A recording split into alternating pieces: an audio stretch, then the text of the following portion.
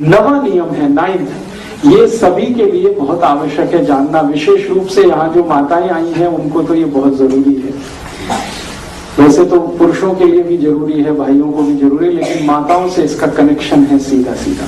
वो ये है कि जब भी आप भोजन बनाते हैं और खाते हैं तो कभी भी भोजन में दो चीज एक साथ ऐसी मत बनाइए जो एक दूसरे के विरोधी है, तासीर में एक दूसरे के उल्टे है। तासीर में एक दूसरे के उल्टे होने का माने कोई ठंडा है कोई गर्म है, ऐसी चीजें एक साथ मत बनाइए। कोई एसिडिक बहुत ज्यादा है कोई एल्कलाइन बहुत ज्यादा है, ऐसी चीजें एक साथ मत बनाइए। तो मैं सीधे बात पे आता हूं, ज्यादा उसको घुमाने की बजाय, कि आप जिन चीजों की एक दूसरे के विरुद्ध तासीर है उनको साथ में ना बनाए ना खाएं। जैसे दूध और दही दोनों एक दूसरे के विरोधी है। दही जो है ना एसिडिक है और दूध एल्कलाइन है, दूध क्षारीय है दही अम्लीय है, ये दोनों साथ में नहीं खा सकते। आप खाएंगे तो जहर और आपके 20 रोगों का ये कारण बनेगा, दूध और दही साथ में खाएंगे। इसी तरह से हमारे रसोई घर में प्याज है, प्याज कभी भी खाएं तो दूध के साथ नहीं खा सकते, क्योंकि समस्या फिर वही है, प्याज बहुत एसिडिक है दूध बहुत क्षारीय है, दोनों साथ में खाएंगे तो जहर है। तो जब भी प्याज खाना है, कच्चा खाना हो या सब्जी में खाना हो, दूध की कोई चीज उसके साथ ना हो। खीर खानी है तो प्याज की कोई चीज साथ नहीं होनी चाहिए, और प्याज खानी है तो दूध की कोई सी चीज साथ में मत खाइए। प्याज के साथ जो दोस्ती है वो दही की है, दही के साथ भरपूर प्याज खाइए, दही में प्याज डाल के खाइए, प्याज में दही डाल के खाइए। हम कई बार सैलेड बनाते हैं ना, दही का उपयोग करते हैं, तो प्याज दही बेस्ट कॉम्बिनेशन है सैलेड का। तो दही प्याज का कॉम्बिनेशन बनाइए, प्याज दही का कॉम्बिनेशन बनाइए, दूध उसके साथ नहीं। तो दूध के साथ दही नहीं, प्याज के साथ दूध नहीं। इसी तरह से एक तीसरी चीज हमेशा याद रखिए लाइफ में, शहद के साथ घी कभी मत खाइए। घी और शहद दोनों एक दूसरे के जानी दुश्मन हैं अगर एक साथ खाएंगे तो। वैसे दोनों अमृत हैं, घी भी अमृत है शहद भी अमृत है, लेकिन साथ में खाएंगे तो यही दोनों जहर है। तो घी और शहद नहीं खाइए। इसी तरह से उड़द की दाल, काली वाली उड़द की दाल दही के साथ कभी मत खाइए। इसको मैं फिर से रिपीट कर रहा हूं, सुनने में गलती मत करना आप इसको। काली वाली उड़द की दाल दही के साथ कभी मत खाइए। हाँ, माँ की दाल, पंजाब में आप सब लोग उसे माँ की दाल कहते हैं। माँ की दाल अकेले खानी है, दही उसके साथ नहीं। क्यों नहीं? माँ की दाल के साथ कभी भी दही मैंने खा के देखा, आयुर्वेद में तो मैंने ये 12 साल पहले पढ़ा था, बहुत दिन मैंने खा के देखा, 5-6 महीने, मेरा ब्लड प्रेशर नॉर्मल है, लेकिन जब भी माँ की दाल के साथ दही खाया बीपी हाई हो गया, जब भी खाया। तो मेरा आप सभी माताओं को विशेष निवेदन है कि दही बड़ा, अगर उड़द की दाल का बड़ा है तो दही के साथ मत खाइए उसको। मूंग की दाल का बड़ा दही के साथ खाइए। मूंग की दाल दही के साथ खा सकते हैं, अरहर की दाल दही के साथ खा सकते हैं, तुअर की दाल दही के साथ खा सकते हैं, मसूर की दाल दही के साथ खा सकते हैं, चने की दाल की दही से बहुत अच्छी दोस्ती है, खेसारी की दाल दही के साथ खा सकते हैं, सोयाबीन की दाल दही के साथ खा सकते हैं। एक ही दाल है भारत में और दुनिया में, उड़द की दाल, काली उड़द की दाल, माँ की दाल, जिसको दही के साथ नहीं खाया जाता। कारण एक और है उसका, ये माँ की दाल जो है ना सबसे ज्यादा प्रोटीन वाली है दुनिया में। अगर सबसे ज्यादा प्रोटीन अगर आप निकालेंगे तो माँ की दाल में ही है। और हाई प्रोटीन डाइट का नियम ये है कि उनको किसी भी एसिडिक चीज के साथ नहीं खाया जाए, क्योंकि हाई प्रोटीन को डाइजेस्ट होने में सबसे ज्यादा समय लगता है, और कोई भी एसिडिक चीज है वो हाई प्रोटीन को डाइजेस्ट होने में रुकावट पैदा करती है। तो माँ की दाल के साथ दही नहीं खाना, बाकी किसी भी दाल के साथ दही खाइए। फिर आप पूछेंगे कि कोई इमरजेंसी हो जाए, दही भी खाना है माँ की दाल भी खानी है, तो दोनों के बीच में 1 घंटे का डिफरेंस कर दीजिए। माँ की दाल खा के 1 घंटे बाद दही खा सकते हैं, या दही खाने के 1 घंटे के बाद माँ की दाल खा सकते हैं। इसके आगे का एक नियम है जो बहुत जरूरी है आप सबको फॉलो करना, वो ये कि कभी भी दही को नमक के साथ मत खाइए। माँ की दाल के साथ लस्सी 1 घंटे बाद।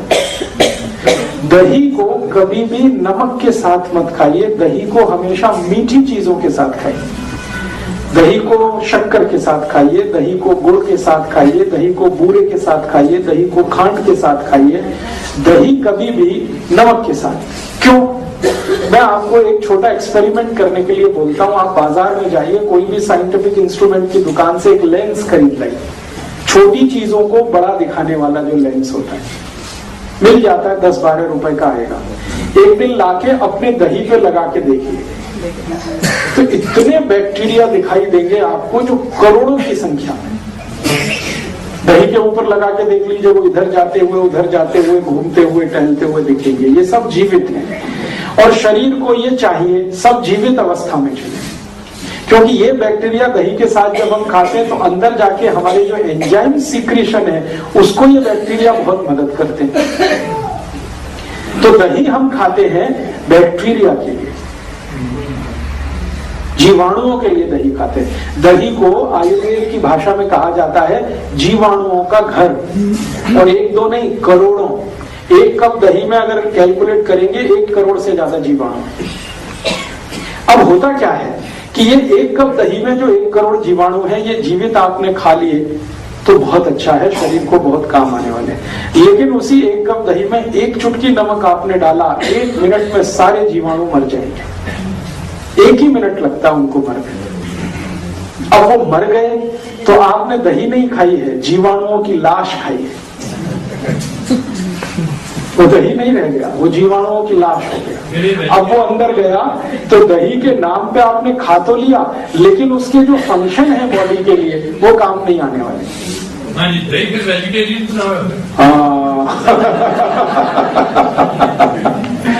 बहुत अच्छा सवाल है कि ये वेजिटेरियन है या नॉन वेजिटेरियन है।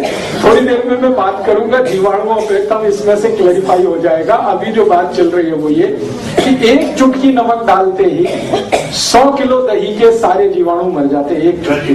तो कोई भी चीज नहीं। हाँ, ये बात सही है, दुनिया में कुछ भी वेजिटेरियन नहीं है।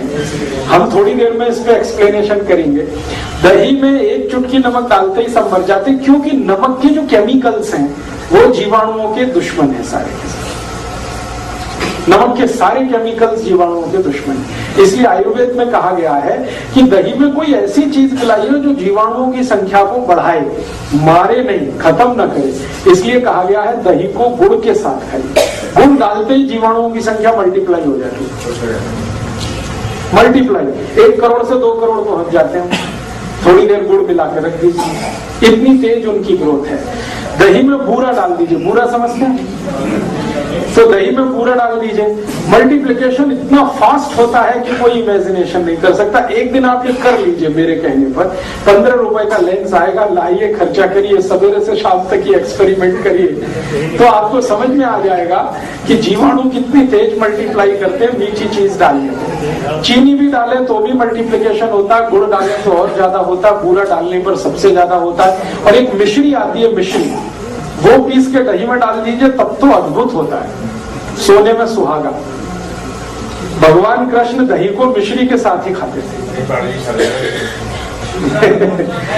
तो आप जो है दही को खाने का नियम तरीका थोड़ा बदलिए।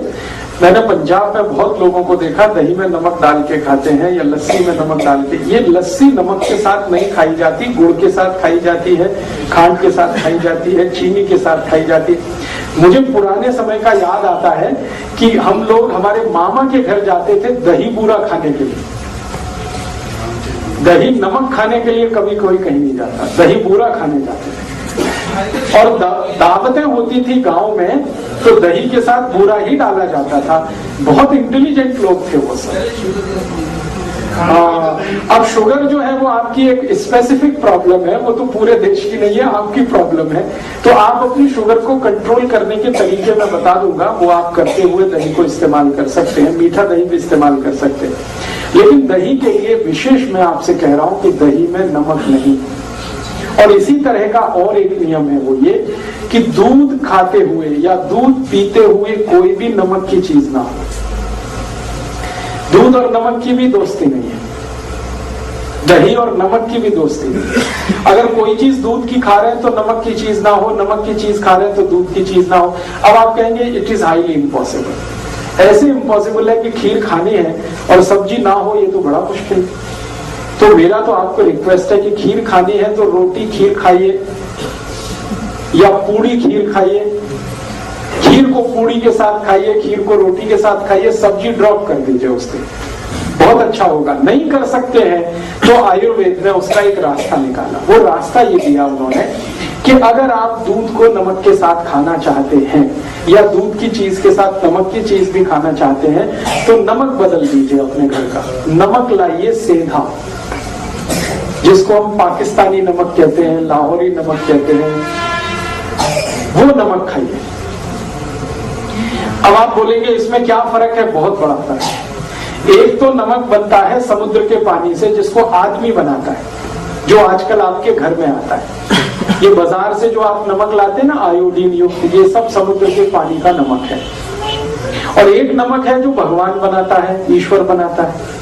वो वही नमक है जिसको लाहौरी नमक कहते हैं, सेंधा नमक कहते हैं, कुछ लोग उसको उपवास का नमक भी कहते हैं, फरारी नमक कहते हैं। वो उपवास में इस्तेमाल करने वाला नमक है। दोनों नमक को लेबोरेटरी में जब टेस्ट किया हम लोगों ने, बहुत काम किया इस नमक पे हम लोगों ने, रिसर्च करके, टेस्टिंग कर करके, तो पता चला कि जो समुद्र का नमक है, समुद्र पानी का नमक है, इसमें शरीर के काम आने वाले 3 या 4 ही माइक्रो न्यूट्रिएंट्स हैं। 3 से 4, कभी कभी 3 रहते हैं, कभी 4 रहते हैं।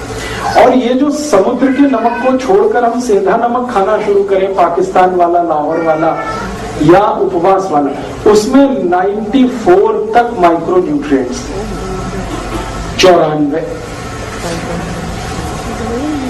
अब आप देख लीजिए फायदे का सौदा क्या है। ये नमक है जिसमें 3 से 4 माइक्रो न्यूट्रिएंट्स हैं, वो नमक है जिसमें 90 से 94 माइक्रो न्यूट्रिएंट्स हैं। तो आप सीधे कहेंगे हमको तो वही चाहिए, वही नमक सबसे अच्छा है। और मैंने इसमें